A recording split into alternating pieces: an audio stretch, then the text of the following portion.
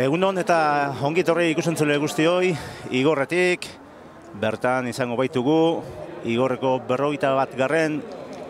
Ziklokrosaren ekitaldia, Euskadi Basque Country Challengeren bigarren edizioa dugu urtengoa, iaz egin zen lehen aldiz, bertan emakumeen artean Aida Nuño izan zen garailea, eta gizonezkoetan berriz Ismael Esteban. Aurten, Ametzagan izan dalen lasterketa, asteasun ez du izan, eta bertan, emakumezkoetan, berriz ere Aida Nuño gailendu zen, eta gizonezkoetan Javier Ruiz de Larrinaga oraintxe bertan, eman zaio hasiera emakumeen lasterketari, esan bezala Ametzagan lehen lasterketan Aida Nuño Asturiarra nagusitu zen, L.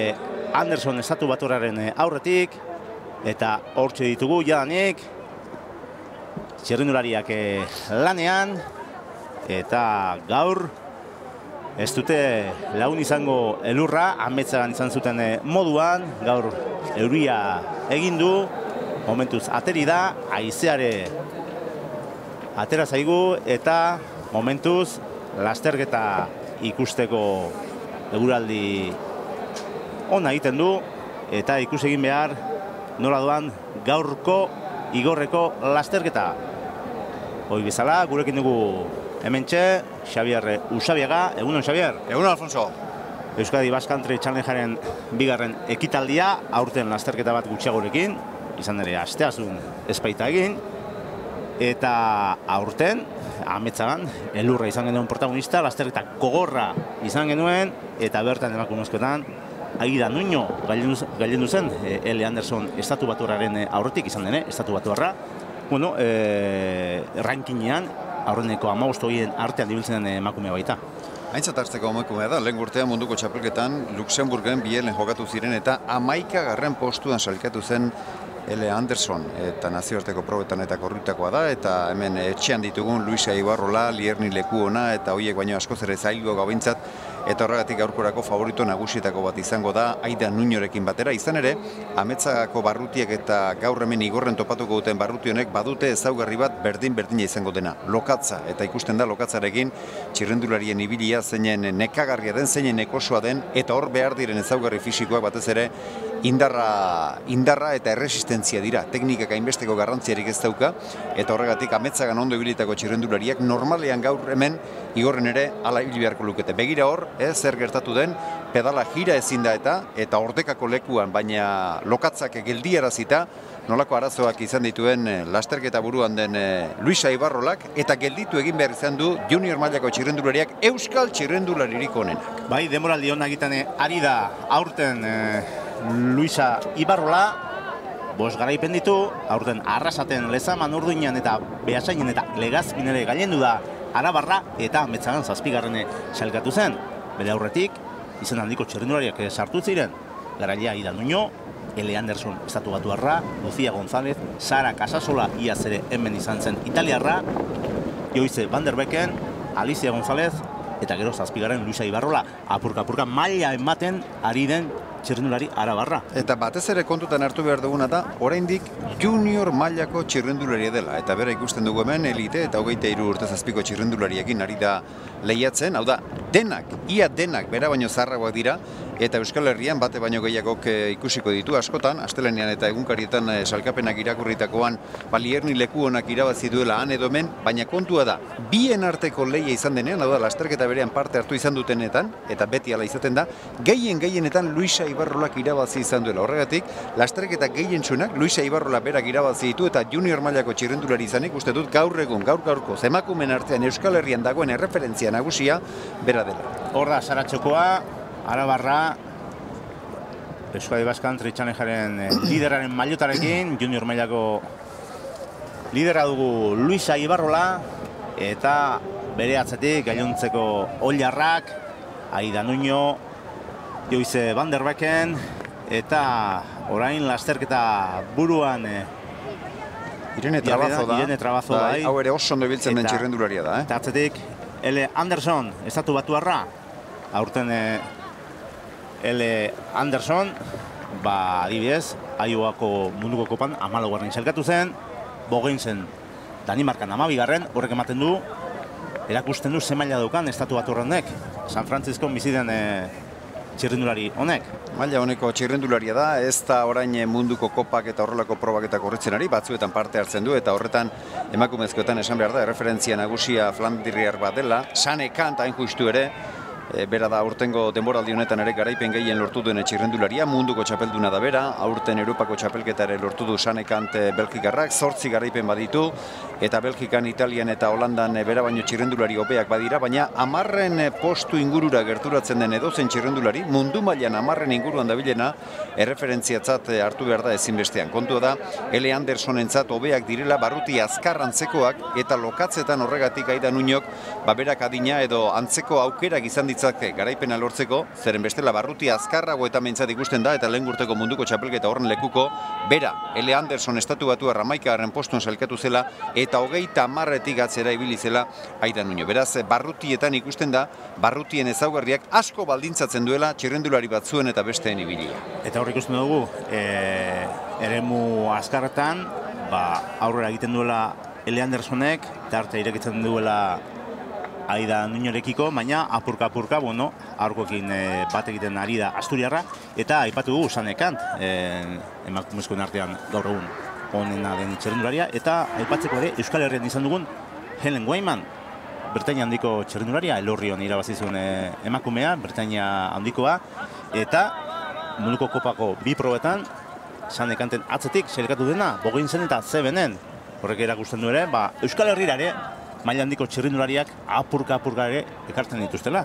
Etorri izan dira orain baino gehiago egia esan, eta igorreko lasterketa da horren lekukoa, garai batean askoz ere parte hitza hobea zen, eta gauzak diren bezala esaten hasita uste dute Euskal Ziklokrosak, eta nazioartean oroar ere bai, eta gero sakonduko dugu behar badagai hori, baina oroar alako krisialditxo bat bizituela, eta esan genezake salbuespen ia bakarra dagoela, Flandria edo Belgika. Han bai lasterketa kopurua, txirrindulari kopurua, gizonezkoetan zein emakumezkoetan, eta arrakasta handiarekin jarraitzen dute, baina han ere hasi dira arazo batzuk, nolabait ere oso polarizatua dagoelako gaur egun nazioarteko txirrendularitzak gizonezkoetan behintzat Mathieu van der Poel eta Wout van Aerten artean, eta hortikan atzera ja utxune handi xamarra somatzen da. Emakumezkoetan lehendabiziko postuetan berdintasun handiagoa dago, Bramayer Britania handiko txirrendularia Jaimanekin batera hortxe dago, eta badira Holandan beste 3 txirrendulari, Legner ere handago Italian, eta badira 4-5 herrialde nahiko parekatsua dituztenak, baina bestela gizonezkoetan behintzat nagustasun guztia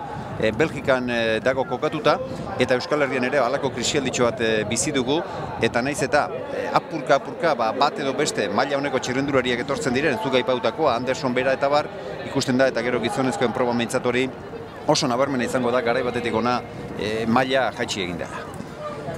Bien bitartean, hor du lasterketa buruan, Lucia González Asturiarra, atzetik Ele Anderson estatu batuarra, eta atzeraxeago hortxe ikusten duzue, lideraren mailotarekin, Aidan Nuño Asturiarra, atzetik Sara Casasola, eta hor aldapa gaura, tarterik gogorrenean txirrindulariak, bizikletatik jaitsi eta lasterka, hortxe duzue 2008 metroko tarterik gogorrena, aldapatxo hau, eta hona hemen Sara Casasola, iaz 23 urte azpiko challenge irabazi zuen italiarra, atzetik Luisa Ibarrola eta Joyce van der Becken Belgikarra, buruan esan bezala Lucia González eta Ele Anderson jeitxira ikusgarria hemen, eta metro batzuk atera eta Espainiarra, eta momentuz hortxe da buruan Lucia González, eta lasterketa kontrolpean momentuz hor dauka Aidan Nuñok, hortxe da Asturiarra bat eginezinik aurreko bikotarekin, baina ez da metro askorik hor, eta esan bezala 2008 metroko barrutia dugu, Ametzagakoarekin alderatuta baliteke Ametzagakoa gogorragoa izatea, hau azkarragoa izatea, Han aldapa gehiago, hemen esango nuke behar bada lokatz gehiago dagoela. Hemen korrika saio oso luzeak egin beharrean dira txirrendulariak, eta alderdi horretatik eta lehen esan dut barrutiak baldintzatu egiten duela batzuen eta besteen ibilia, eta horretan uste dut Lucia González lasterketa buruan izateren arrazoia ere topa genezakela. Izan ere aurten Euskal Herrian bertan, normalean Aida Nuño Lucia González baino gehiago izan da, historikoki, baina aurten Karrantzan esate baterako eta ez hainbeste lokatzekin, baina lokatz askorekin, Lucia Gonzálezek aurre hartu zion Aida Nuñori. Barruti azkarragoetan Aida Nuño askoz ere hobea da, eta palmaresari begiratu ezkero, zalantzarik ez dago, Aida Nuñori kontra inork ezin diola egin Espainian, bera izan da honena, 6 aldi Espainiako txapeldun izan da, 2000 urtean lehen da biziko emakumezkoen munduko txapelketa jokatu zinen ere han izan zen parte hartzen, postu bikainik eta ez dauka, baina 16 urte daramatza txirrendularitzan, bere gorputz ondo ezagutzen du eta horregatik hemen ematen du orain, ez dela bere burua engainatzen ari zeren lehen ikusi dugu hasi eta berehala, nola Irene Trabazok, Luisa Ibarrolak, ausardia handiz jokatu duten, lehendabiziko postuetan abiatu diren, baina lehendabiziko itzuli amaitzarekin batera, eta gogortasuna areagotzen hasi denean ikusi nola ja txirrendulari veteranoagoak, gero segurazki sailkapeneko lehendabiziko postuetan ikusiko ditugunak, ageri diren lehendabiziko postuetan garaipenaren lehia.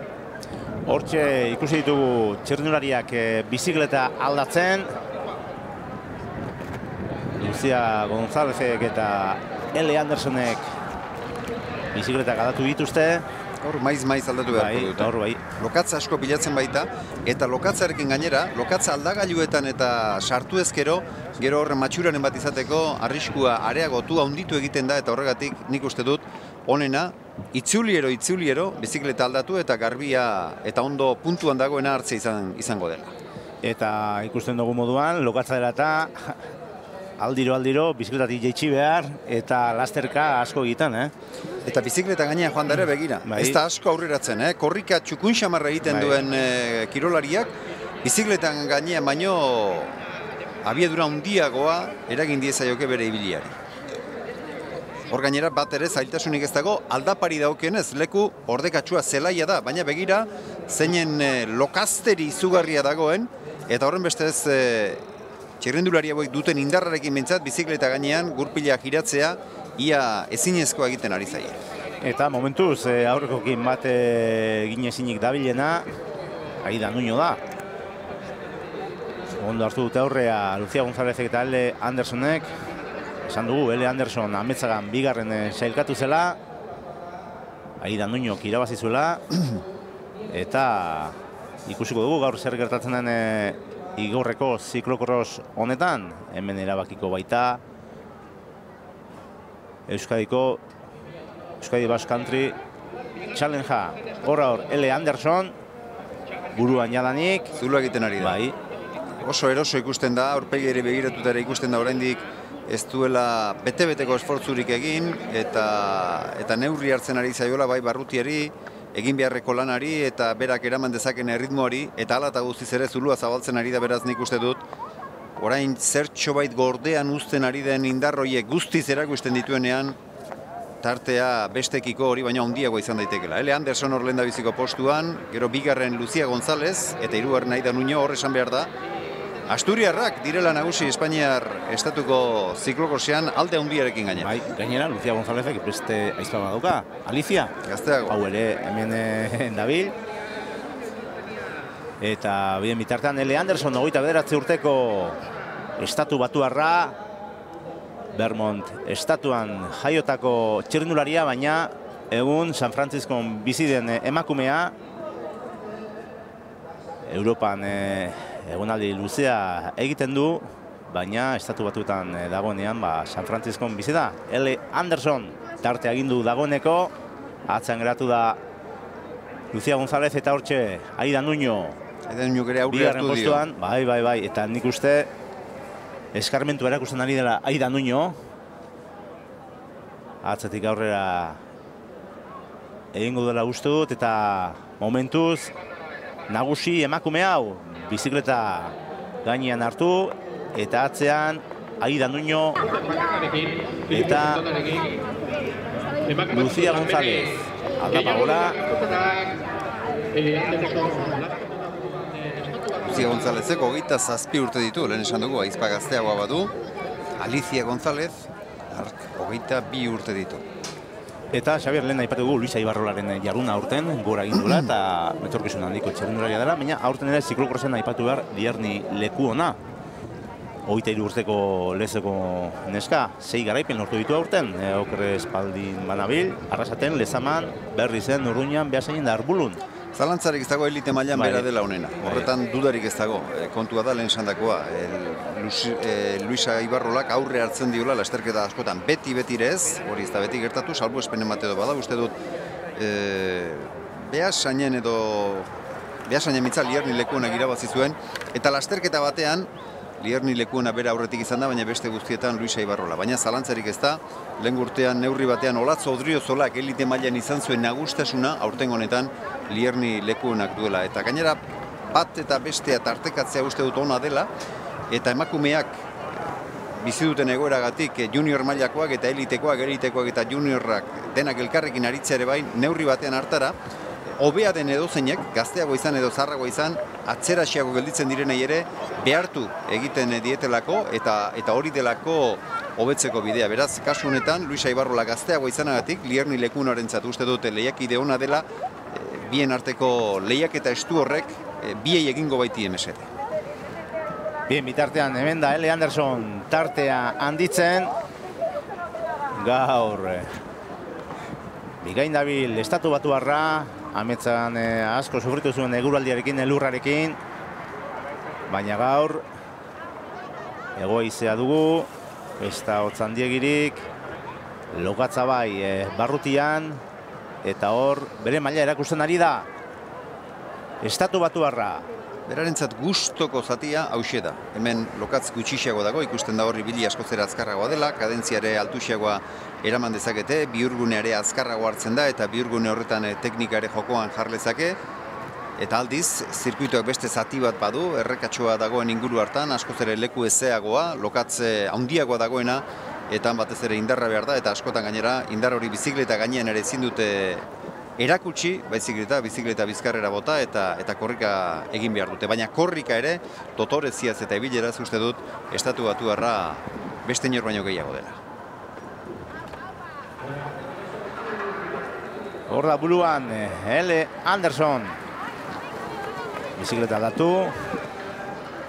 Eta aurrera egiten Ilioria. Eta erakustaldia ematen ari da momentuz. L. Anderson. Aldiero aldatzen dute bizikleta. Ez soilik lokatza pilatzen denean galgalanare egiten du, hor galgen artean eta kuadroen artean, gurpilean lokatza pilatzeak berak pixu ematen dio bizikletari eta galga egiten du, baina horretaz gain eta hori garrantzitsua da, matxura eragiteko arrisku ere hazi egiten da. Aldagailuan lokatza pilatu ezkero, gero kateari gora edo bera eman ezkero ez da behar bezala ibiltzen eta hor matxura ere sortu diteke. Ze irudi ikusgarria, Alfonso. Irudi ikusgarria benetan, hor helmuga inguruan ikusten ari garena, goiti hartutako irudiak, eta ikuspegi ederra. Eta gaur aipatu duzu, baina lana izango dutena txirrindulari ez gain, beraien laguntzaileek izango dute, bizikleta garbitzen, prestatzen, itzuli batetik bestera prestizateko txirrindulariek. Txirrindulari bakoitzak bizpairu bizikleta eta beste bizpairu gurpil joko behar izaten dituzte, dozein matxura berehala konpondu behar izaten delako eta itzuli bizikleta aldatzeak ere lana ekartzen du.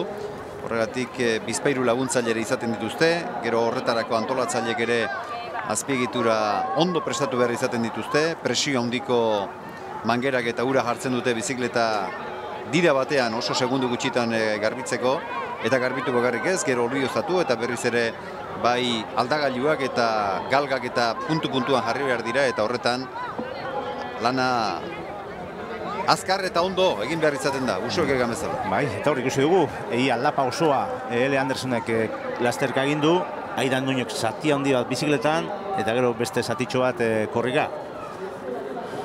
Bai, horrelako lekuetan eta oso leku mantxoetan behintzat, korrika eta bizikleta gainean ez da batera alderik izaten. Gero hor norberak ikusi behar du nola dabilen erosoago. Batzuk korrika erosoago ibiltzen dira eta gorputza gutxiago behartzen dute, beste batzuk bizikleta gainean nahiago izaten dute korrika, giharrek egiten duten lan hori eta aldatzen denez ez direlako hain eroso sentitzen.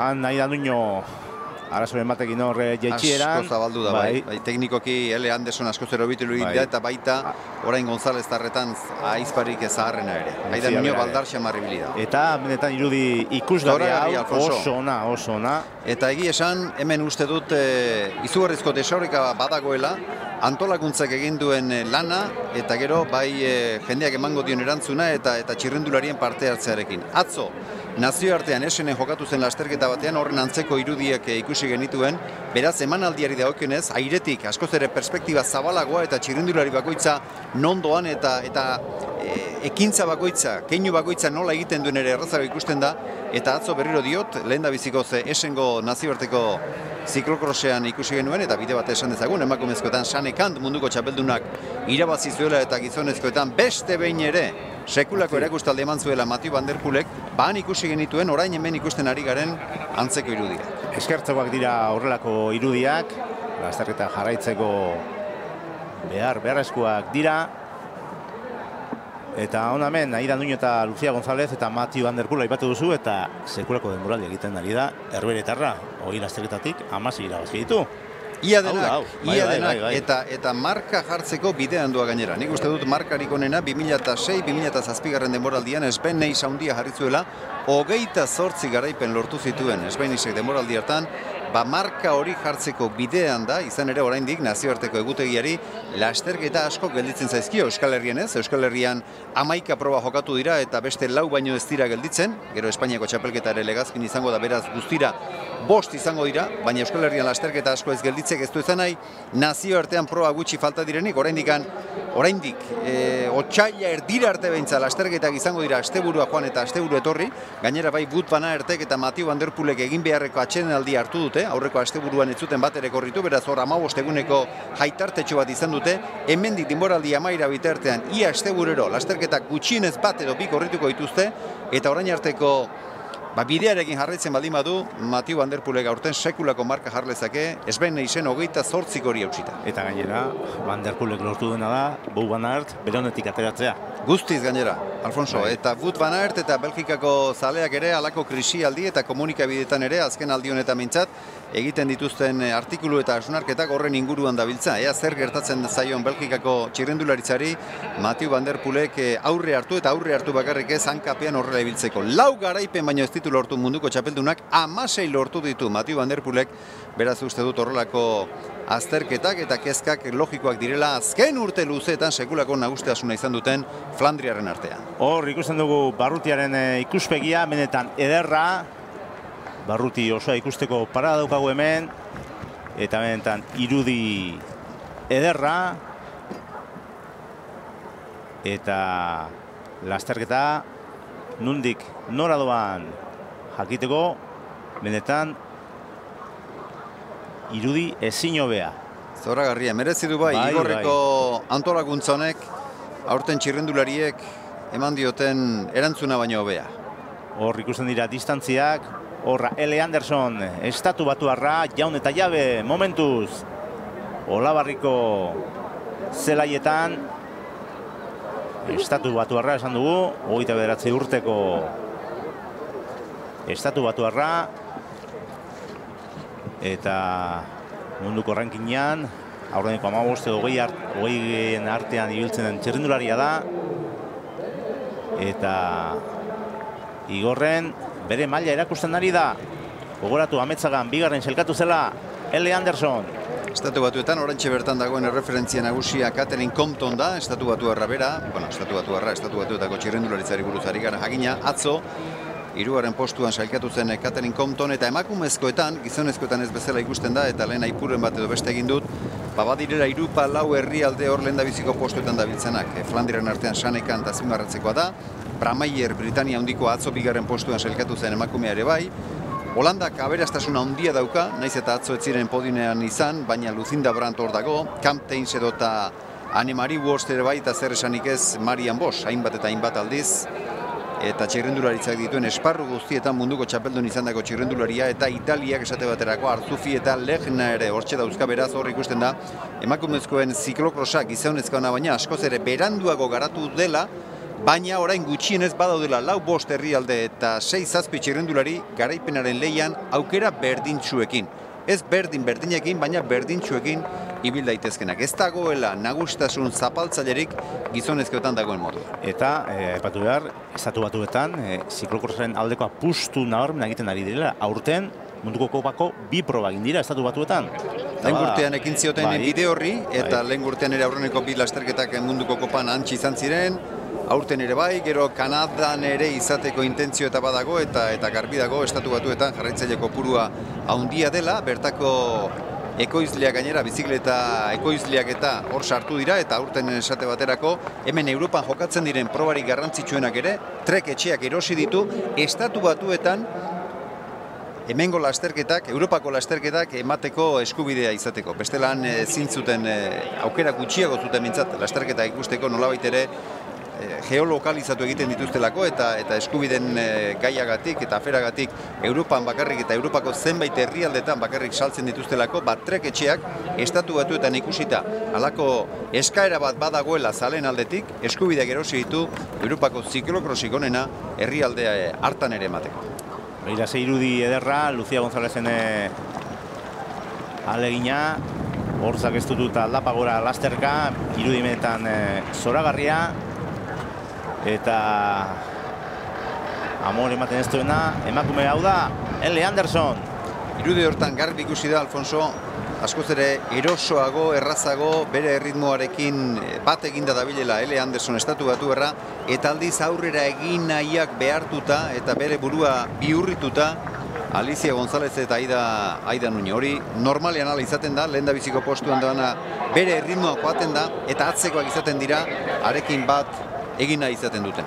Joyce van der Becken, Belgikarra irudiotan, eta apurka aldea handitzen ari dena, L. Anderson da, gaur ez dauka aurkaririk igorren,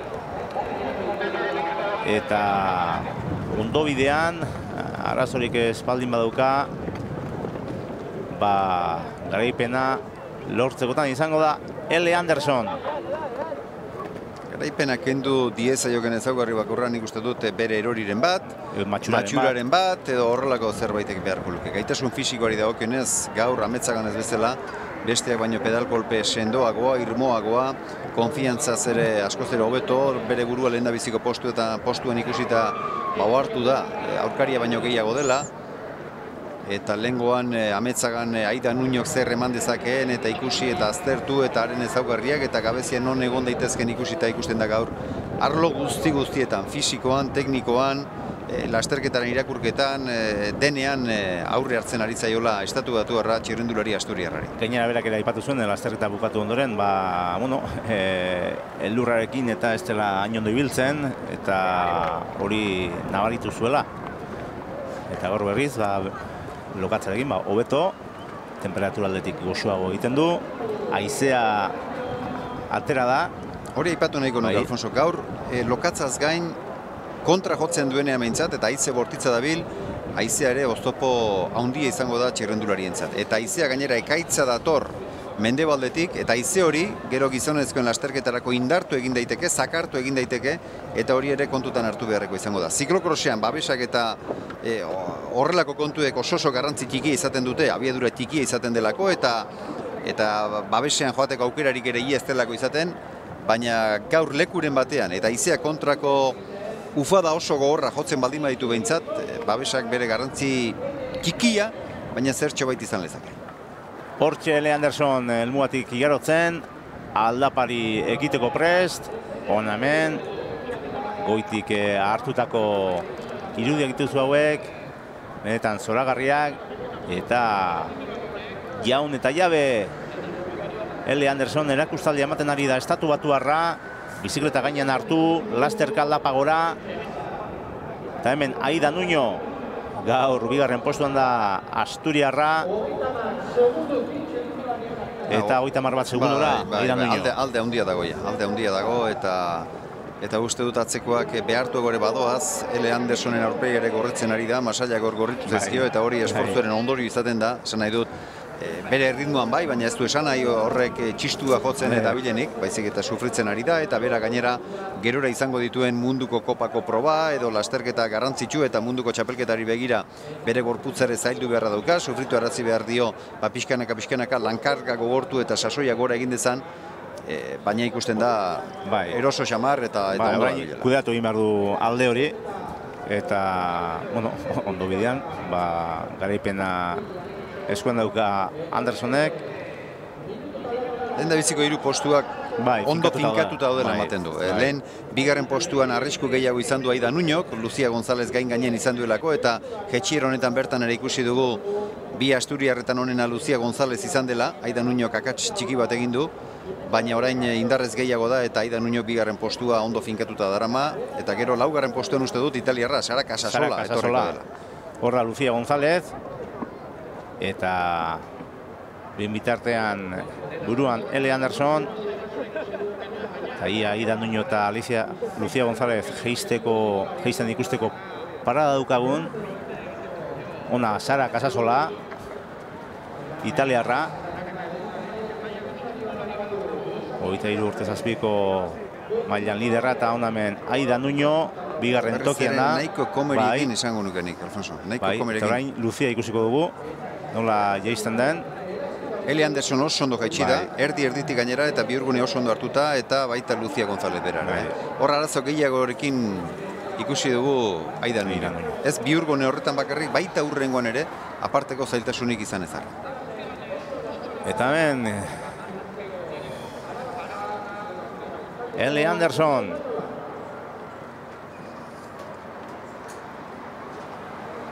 Korrikaren motel egin behar da lokatzak hartzen duen oztopoa. Bai. Gero bizikletak ere baldintza hauetan behintzat 7 kilotik gora pixatuko du. 7 kilo eskasekoak dira bizikleta gehienak, baina lokatzarekin eta 7 kilo izango dira, eta lokatza batetik 30 minutuko esfortzu bete-betekoa eta bizikleta gainean izan da korrikare baldintza horietan azkar egitea oso zaila da. Sekulako erakustaldia ematen ari da L. Anderson. Hona hemen barrutiaren ikuspegi bat, bizikleta aldatuko du orain Estatu Batuarrak. Kontrolgunea bikoitza hor ikusten dugu, norabide batean, eta gero barrutiari ia buelta erdia emandakoan, beste norantza entortzen direnean, kontrolgune horretan bertan, beste aldean bizikleta dituzte berriro aldatzen. Aurtsa Aida Nuño zailtasunen batekin, bizikletak jaitsi orain gainean jarri, eta lokatza protagonista gaur Igorren katedralean, eta ikusekin behar, nork irabazten duen challengea, ametzagan Aida Nuño lehen geratu zen, irabazi zuen, bigarren L. Anderson. Orain L. Anderson da lehen tokian. Atzean bigarren tokian Aida Nuño, ez du urruti Lucia González. Hortxe bizikleta datzen.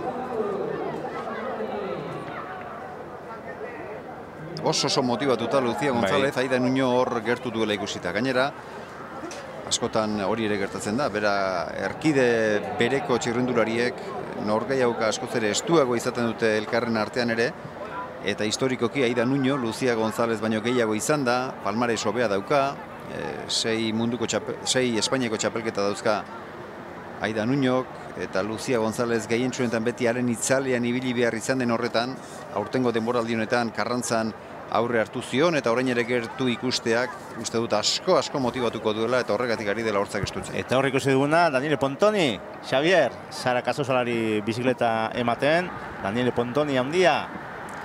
Lasterketa burua ez izenaz ezaguna hemen Euskal Herrian. Iaz ere hemen izan genuen, eta aurten ere hor da, Daniele Pontoni 2000 urtean irabazi zuen Igorren, 98an ere, 96an, 95an, benetan handia izan zen Daniele Pontoni, eta orain hemen ikusi dugu Sara Casasolari laguntzen, aurten Casasolak, bide batez izan behar da, Austrian irabazi duela lasterketan bat, eta iaz ametzagan irabazi zuela.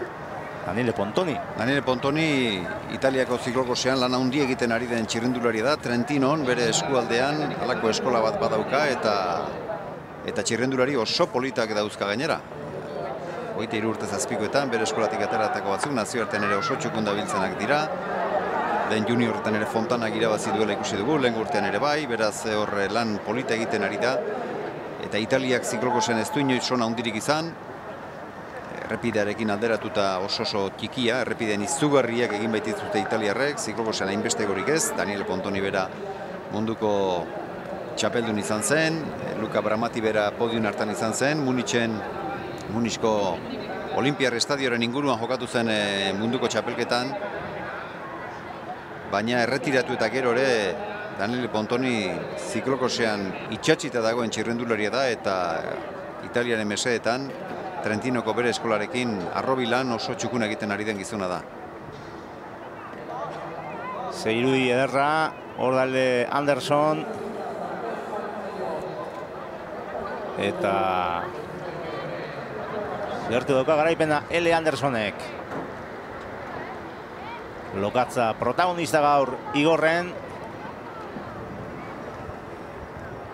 Aldapa gora. Estatu Batuarra. Bizikleta gainean jarri. Eta hor doa. Garaipenaren bila L. Anderson. Erabat lokaztuta barrutia. Ze lokatz ikusten den atzertan, hanka nola sartzen den, iaia orkatilera nio.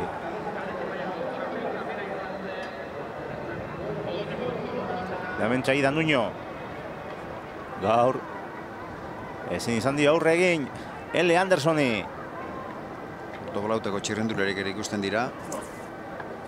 Gazteagoak, gero egia da, den aipatu dute buru-buruan dabiltzan txirrendularientzat, gazte zein helduxiago izan lehiak eta estua izatea dela positiboa, baina egia da bestalde junior mailako txirrendulariak oso ondo zailduta dauden 28, 30 urteko txirrendulariekin alderatu ezkero, kasu batzuetan behintzat aldea ikeragarria dela eta horregatik ez da batere harritzekoa doblatzea eta salkapenen ere aldea hundiak izatea. Lucía González, gaztea, Asturiarra, 3. postuan, alde indio apur bat Aida Nuñok. Eta Aida Nuño, esan behar, iaz irabazizuela Euskadi Basque Country Challenge hau, 34 urteko Asturiarrak irabazizuen. Eta benetan, kontutan hartzeko txirrendularia da Aida Nuño 5 aldiz Espainiako txapelduna izan da. Eta 3 aldiz irabazi du Espainiako Kopa. Ona, Sara Casasola, Daniele Pontoniren taldeko txirrendularia hor da Daniele Pontoni. Aginduak ematen. Bazterrean, bai. Hori oso berea du Daniele Pontonik. Barrutiaren alde batetik bestera ibiltzen da, txirrendularia eman beharreko aholkuak ematen, garapen arintzeko, noizkorrik egin, bihurgunea zein legutatik hartu ondoen eta txirrendularien aldamenean beti aholkuak eta animoiuak, txalozartadak, beti gainean Daniele Pontoni oraindik ere adinean pixkanaka gora egiten doan arren, zimel eta kirolari baitago. Bai. Kirola egiten duen seinale. Eta sasoiko ikusten da Daniele Pontoni. Joyce van der Becken, Belgikarra, 4. tokian. 5. tokian bargatu, 4. Sara Casasola doa. Bien bitartean, inongo arazorik gabe buruan da L. Anderson. Eskura dauka jadanik garaipena. Eta ondo bidean, bi besoak altzatuko ditu helmugan. Ametzagarekin alderatuta aldaketa horixe bakarri da. Aida Nuño eta L. Andersonen arteko lehendabiziko 2 postuetan. 3. Ametzagan Lucía González izan zen, gaur ere aladoa. 4. Sara Casasola izan zen, gaur ere aladoa. Eta 5. Joyce van der Becken izan zen, eta gaur ere oraingoz behintzat aladoa.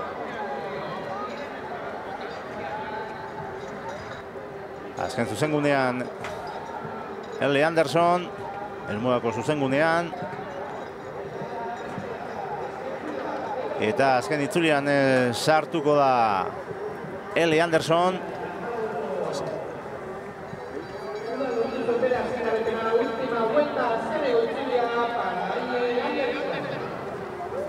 Barrutiko zatirik gogorrenari ekingo dio orain. Hor orain bizikleta gainean bai badoa, baina aurreko itzulitan bezala xe orain honetan ere ikusiko dugu aurki jaitsi, hortxe jaitsi.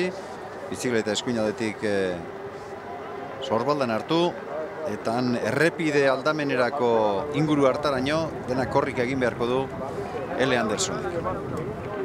Horra elegin betean Estatu Batuarra. Finkatuta daude jadanik postuak. Ona L. Anderson. Nera Salas doblatuko du, une batetik bestera. Eta minutu horretik gorako aldea Aida Nuñori. Ateratzen diona L. Andersonek. Eta hirugarren tokian Lucia González. Alde indio apur bat Aida Nuñok Lucia Gonzálezi. Eta badirudi postuak horrela finkatuta geldituko direla. Hortxe jaitxieran L. Anderson. Bizikleta ganean ondo kontrolatzen du bizikleta L. Andersonek. Eta 40 minutu beteta jadanik, 41 garrenera bidean. Eta hortxe Lucia González, Asturiarra hirugarren tokian. Nabarmen alde egin dio jadanik Aida Nuñok. Arraizten ipatu bezala Ametzagan ere hirugarren tokian sailkatu zen Lucia González. Saltasunekin orain aldapagora Asturiarra. Hona hemen Barrutiaren ikuspegi ederra. Hortxe dira aldeak. L. Anderson buruan, atzetik Aida Nuño. Horra hor, Espainiarra. Aida Nuñok nola hartzen duen bihurgune hau. Mentsi izaten ditu arazoak. Gehiegi zabaltzen da eta hor ieiak gelditu egiten da. L. Andersonen erreferentzia hartu ezkero edo Lucia Gonzálezen hartu ezkero, bihurgune hori hobeto hartzen dute zabaletik barruka aldera, ez noski errepidean bezain zuzen, baina bizikleta gainean teknika hobexiago erakutsi eta ez dira hainbeste moteltzen Aida Nuño dekin alderatuta. Hor da, aleginean Anderson neke aurpegiarekin jadanik. Eta gaur korrika desente egin behar izan dute, txirrindulariek. Asko. Eta begira zenbat lokaz dagoen gurpiletan, batzuetan gurpilak bizkarren eraman duenean bizikleta ere jiraka ikusi ditugu.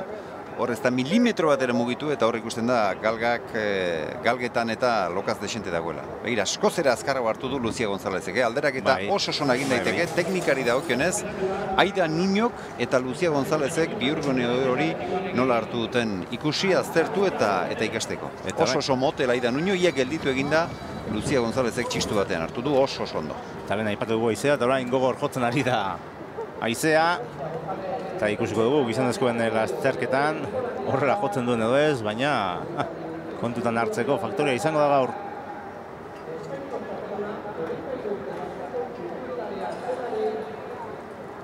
Eta 800 metroko barrutia.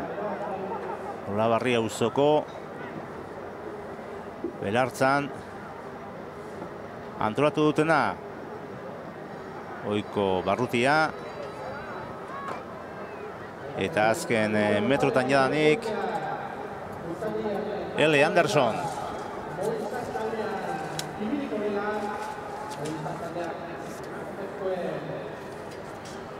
Aida Nuño bien bitartean jaitsi eta kontrolgunetik pasatuko da. Eta orain txadatuko du bizikleta. Aida Nuñok. Aida Nuño orain Euskadi Basque Countryko lideraren elastikoarekin ikusten dugu Alfonso, baina gaurko emaitza honekin L. Andersonek irabatziko du. Puntutan berdinduta egonda, arautegiak baitio, bigarren lasterketako emaitzarik onena hartzen dela kontutan. Baldintza hori baino lehenago badira beste batzuk, esate baterako lehen urtean 3 lasterketa zirenez, lasterketa gehiagotan parte hartzen zuenak izango zuela berdinketa usteko aukera.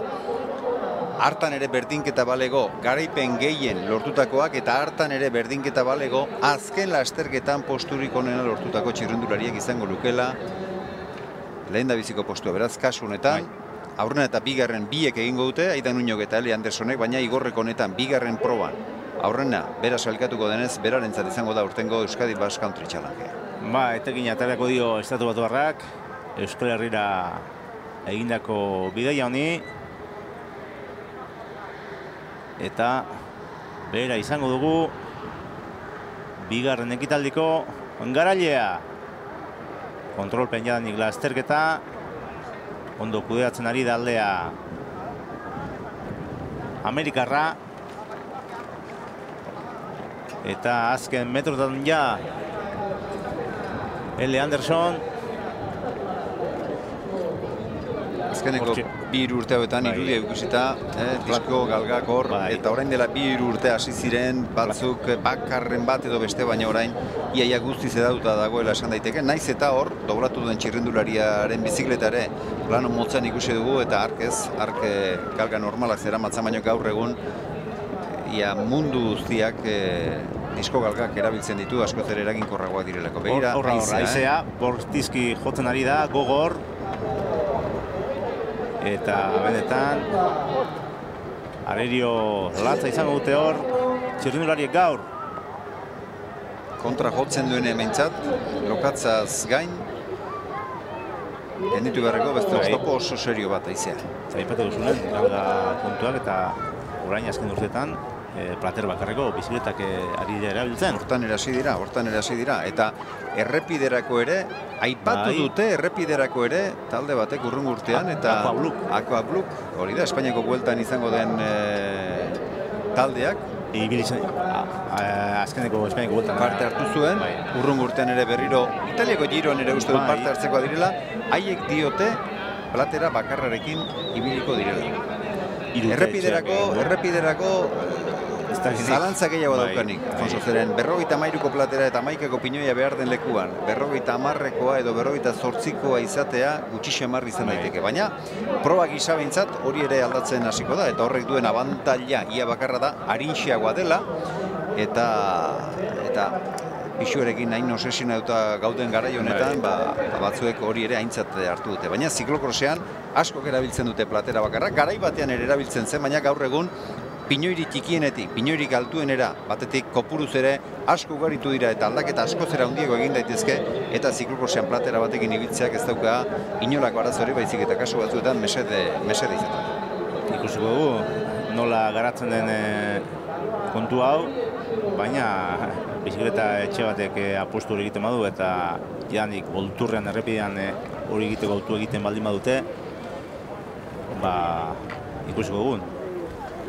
Nik uste dut, zikloturistentzat eta bizikletan ibiltzen diren askorentzat behintzat, mesede litzatekela platera bakarra erabiltzea. Azken batean, aurrean 58ko platera jarri, eta atzean gaur egun 32 eta 34 bortzeko pinoiak ere erabil daitezke.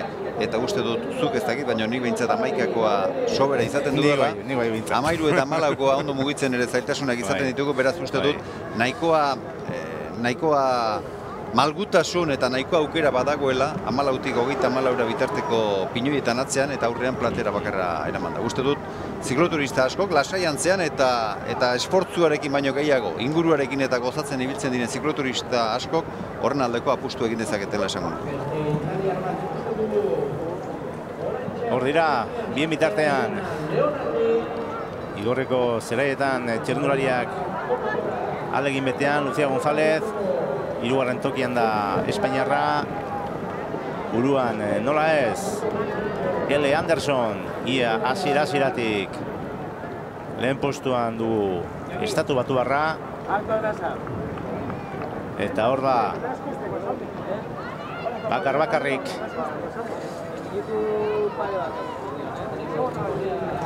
Ele Anderson. Oso lasterketa luzea emakumezko nahiz. Oso normalean 40 minutu ingurua izaten da. Hori da, eta hortara egokitu behar izaten dute gainera, eta ia 50 minutu ere beharko dituzte, beraz, uste dut gaur bat baino gehiago haserre xamarrera izango dela. Aurreko batean, nazioartean jokatu zen gizonezkoen proban, garaia berak ordu bete eta 7 minutu behar izan zituen, ordu eta laurden pasatako bat baino gehiago izan zen, eta txirrendulariek ez dakit ofizialki inolako kexurik edo reklamaziorik aurkeztuko zuten, baina txioetan eta bate baino gehiago jarri zuen nazioarteko txirrendularitza elkargoak egun hartan behintzat ez zuela araua bete eta kontuak nori eskatu behar zitzaizkio. Kasu honetan ere, antzeko zerbait esateko moduan daude, oso lasterketa luzea doalako emakumezkoen igorrekoa. Lasterketa luzea, gogorra. Atzera begira, Ele Anderson. Laizter errepidean sartuko da, asfaltoan. Eta azken zuzengunean, Laster, Ele Anderson, berarentzat izango da garaipena, igorreko ziklokrosa ez ezik, Euskadi Basque Country Challenge ere berak irabaziko du. Hor da hor, Ele Anderson, elmugaratzen. Estatu Batuetan ohikoa denez, jendearen txaloak eskertuz, esku emanaz gainera. Hor da, Ele Anderson garaile, berarentzat igorreko ziklokrosa, baita Euskadi Basque Country Challenge ere. Hortxe dugu, 29 urteko Berbongo txirrindularia. Bigarren izan genduen Ametzagan, Araban emakumeu nagusitu zen, Aida Nuño gaur bigarren postuarekin konformatu behar izango da. Eta maillot berde hori erantzi eta Ele Andersoni eman beharko dio Aida Nuñok. Hor da, bigarren tokia Asturiarrarentzat. 51 minutu pasatxoko lasterketa egingo du Asturiarrak. Eta hor da, Aida Nuño helmugaratzen. Bigarren postuan txirrendulari Asturiarra. Gaurkoan ez du Ametzagan emandako mailarik eman alizan, han menderatu zuen. Txirrendulari estatu batuarra, baina gaur lehendabiziko pedalkolpetik ikusi da arazo bat baino gehiago izan duela. Aida Nuño veteranoak bere mailarik onen emateko. Eta lasterketan garaipenaren bene-benetako jokoan ez da une bakar batean ere izan, bere aurretik izan da. Gainera orain 3. postuen etorri beharko lukeen Lucia González Asturiarra. Eta ura gainditu ahal izan baldin badu ere Ele Anderson gaur oso urrutitik ikusi behar izan du. Aida Nuñok eta soinen izan duen elastiko hori gero podiunean gainera kendu egin beharko du garaipena. Ele Anderson oraintxe iruditan duzuen txirrendulari honek lortu baitu erakustaldi ona eman da, bai teknikoa, bai fisikoa, eta lasterketari ere bere alantzeman dio. Lehendabiziko pedalkolpetan, bi gazteak, Irene Trabazo eta Luisa Ibarroa euskal txirrendularik onena biziago ibili dira, ausart jokatuz bizi-bizi abiatu dira, baina lehendabiziko itzulireko gauza bere horretan jarri dira. Hementxe da 3. postuan, podiuna beraz, esku altxata, Lucia González Asturiarra. Aurreneko 3 postuetan, 3 txirrendulari horiek, Ele Anderson, bigarren Aida Nuño, 3. Lucia González. Hoiexek izan dira onenak, eta aldeak ere ikusten duzuenez, haundi xamarrak izan dira. Sara Casasola, italiarra dator, 4. postuan, Ametzagan bezalaxe. Bikain, 23 urtez azpiko txirrendularia, berarentzat izango da horren bestez, 23 urtez azpikoen Euskadi Basque Country Challengea. Eta Alfonso Arroyo lankidearekin, Ele Anderson, garaile, Alfonso. Gurekin dugu Ele Anderson garailea, congratulations, El. It's a great victory in Igorre. Gracias. You won the race and the challenge. Yeah, it was a really, really tough day today. I had to fight for every second of it. It really was just so heavy on the legs. And it was a very, very hard race today. Yeah, you know, it's my first time here, and I was really looking forward to it. It's just a really beautiful course, and I think today, with all the mud, it was just one of the most difficult courses I've ever raced, really, in the top 3 overall, most difficult, just because of the running. Thank you very much, and congratulations. Thank you. Berak esan duenez, lehen aldia duela hemen, hanka onak izan ditula, eta lasterketa gorra izan dela, eta pozarren da Ele Anderson garaipena eskuratuta. Eta orain gurekin Aida Nuño. Bueno, ahí da, segunda posición hoy aquí en Igorre, ganaste en Amézaga, pero bueno, no ha podido ser hoy y bueno, la Challenger se lleva a la americana Ellie Anderson. Sí, es que mira, el otro día pudimos conseguir la victoria y hoy, bueno, pues queríamos intentarlo otra vez, pero bueno, es que es una de las mejores corredoras del mundo.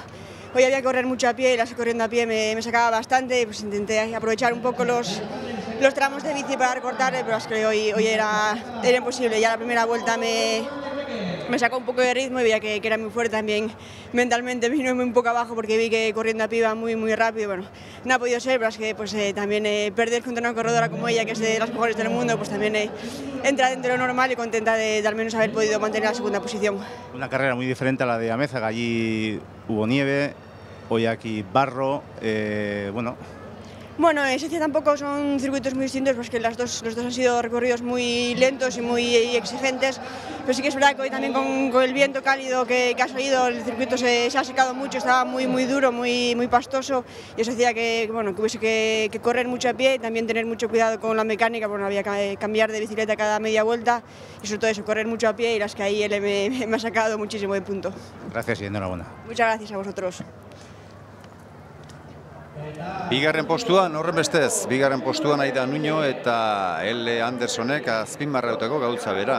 Astuna oso gaurko barrutia Ellie Anderson estatu batuarrak esan duenez, inoiz izan duen barruturik gogorrenean ibili da gaur. Ibili bakarrik ez, garaipena lortu eta Euskadi Basque Country Challenge ere berarentzat izango da lasterketa bikaina burutu eta gero. Podiunean, bi asturiar izango ditu aldamenean, Aida Nuño eta Alicia González. Hortxe, Ellie Anderson garailea, berak esan digu gaur oso ondo aurkitu dela, hankabenetan onak izan dituela, lasterketa gogorra izan dela, eta pozarren zen, San Franciscon bizi den estatu batuarra. Hortxe dugu gaurko sailkapena, Ellie Anderson garaile, bigarren Aida Nuño, eta hirugarren Lucia González, eta Euskadi Basque Country Challengeko garailea, Ellie Anderson. Nesken lasterketa bukatu da eta gizonezkoen hasi aurretik etenalditxo bat egingo dugu eta berehala izango gara zuekin.